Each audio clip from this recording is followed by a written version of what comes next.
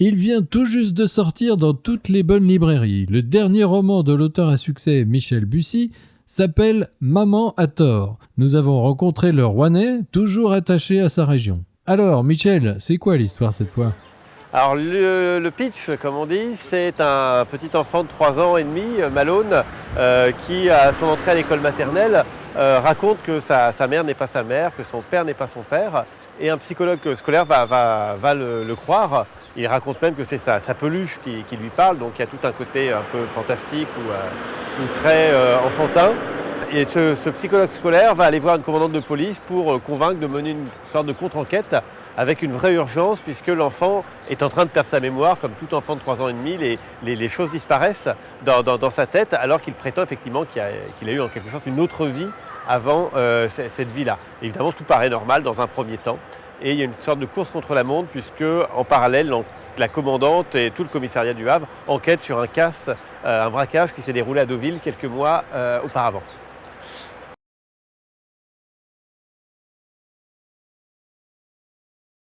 Oui, le décor, c'est l'estuaire de la Seine, donc le Havre, des petites communes autour, jusqu'à Deauville, et même Potigny, qui est un petit village anciennement de mineurs en dessous de Caen.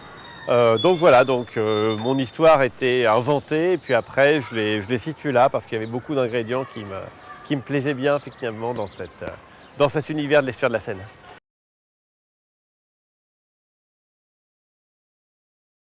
Je dirais que c'est pas vraiment une méthode, mais c'est l'idée qu'il faut qu'il y ait un mystère qui soit vraiment très fort au départ et qu'on ait envie d'aller jusqu'au bout. Après, il faut que ce mystère, en plus, il ait une dimension, on va dire sociale ou psychologique forte. C'est pas seulement le mystère.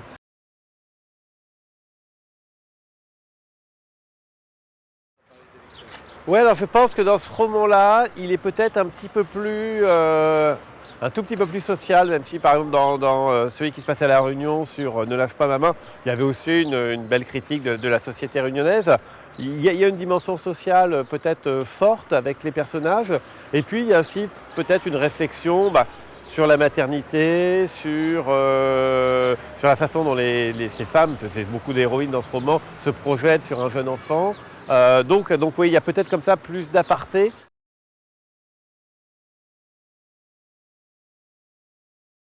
Moi, je suis déjà très largement au-delà du rêve à tout niveau, hein, puisque voilà, mes livres se vendent de façon extraordinaire, y compris à l'étranger. Bon, après, voilà, moi, j'attends un petit peu l'adaptation. C'est vrai que ça sera sympa quand je verrai un de mes livres adapté en film. Ça reste un beau mystère pour moi.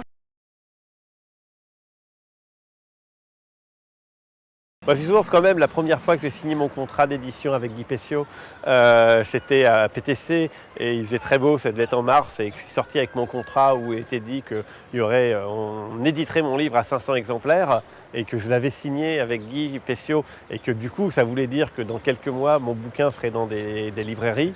Je pense que ça reste le plus beau jour de ma vie parce qu'il y a eu un avant et un après. Alors c'est vrai, quand j'y repense, c'était 500 exemplaires. C'est vrai que la première fois que j'ai été à l'Armitière et que j'ai vu mon bouquin Code Lupin dans une librairie, je me suis dit, voilà, au moins j'aurais atteint ça, quoi.